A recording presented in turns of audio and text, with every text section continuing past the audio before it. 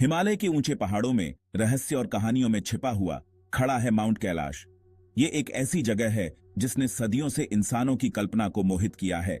इसकी बर्फ से ढकी छोटी आसमान को छूती है आध्यात्मिकता और विस्मय का प्रतीक। आज तक माउंट कैलाश एक रहस्य बना हुआ है, एक ऐसी जगह जहां मिथक और वास्तविकता आपस में जुड़े हुए हैं। माउंट कैलाश सिर्फ एक पहाड़ नहीं है, यह एक पवित्र तीर्थ स्थल है।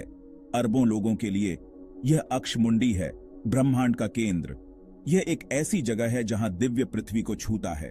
हिंदू, बौद्ध, जैन और बोनपो सभी इस राजसी चोटी का सम्मान करते हैं।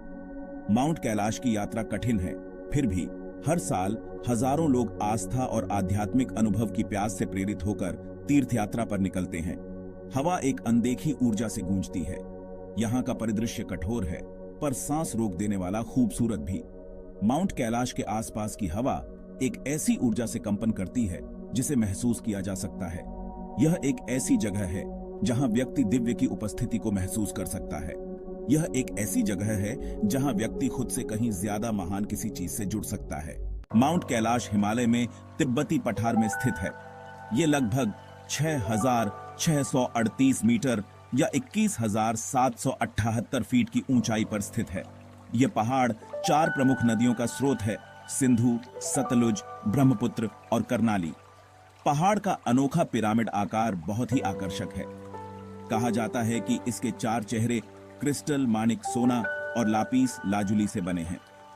माउंट कैलाश के दक्षिणी भाग में एक खड़ी दरार है। यह दरार एक क्षैतिज दरार से मिलती है, जिससे एक ऐसी आकृति बनती है जो स्वस्तिक जैसी दिखती है, जो हिंदू धर्म में एक पवित्र प्रतीक है।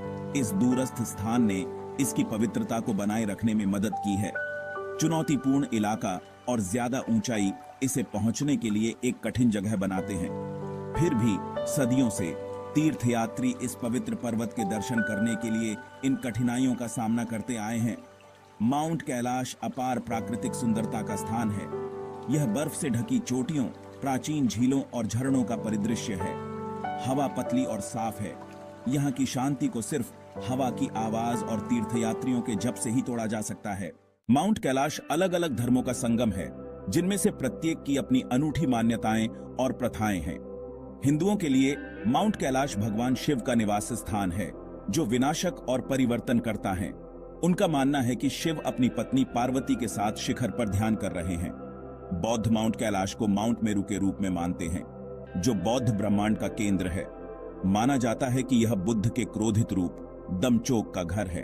तिब्बती बौद्ध पहाड़ की परिक्रमा को पुण्य की तीर्थ यात्रा के रूप में मानते हैं। उनका मानना है कि यह उन्हें ज्ञान के करीब लाता है।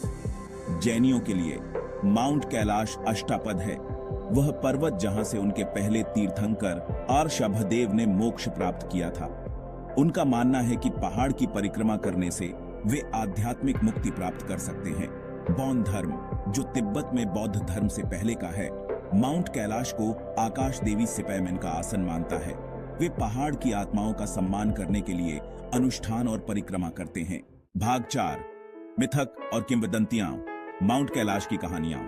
माउंट कैलाश पौराणिक कथाओं में डूबा हुआ है। इसकी रहस्यमय शक्तियों और दिव्य निवासियों के बारे में कई किंवदंतियां प्रचलित हैं। एक कथा ऋषि मिलारेपा और जादूगर नारो बोनचुंग की कहानी कहती है। वे पहाड़ पर नियंत्रण के लिए एक भयंकर युद्ध में शामिल हो गए, जिसमें अंततः मिलारेपा की जीत हुई। एक और कथा गौरीकुंड के बारे में बताती है, जो माउंट कैलाश के पास एक पवित्र झील है। कहा जाता है कि यह शिव की पत्नी पार्वती का स्नान स्थल है। झील को एक पवित्र स्थल के रूप में रिवर्ड है और माना जाता है कि इसके पानी में उपचार करने के गुण हैं। सबसे स्थायी मान्यताओं में से एक यह है कि माउंट कैलाश की परिक्रमा करने से व्यक्ति के सभी पाप धुल जाते हैं। इस मान्यता को हिंदू, बौद्ध और जैन समान रूप से मानते हैं। अत्यंत भक्ति के साथ की जाने वाली यह कठिन यात्रा व्यक्ति की आस्था का प्रमाण मानी जाती है। पहाड़ पर रहस्यमय अनुभवों के किस्से हैं।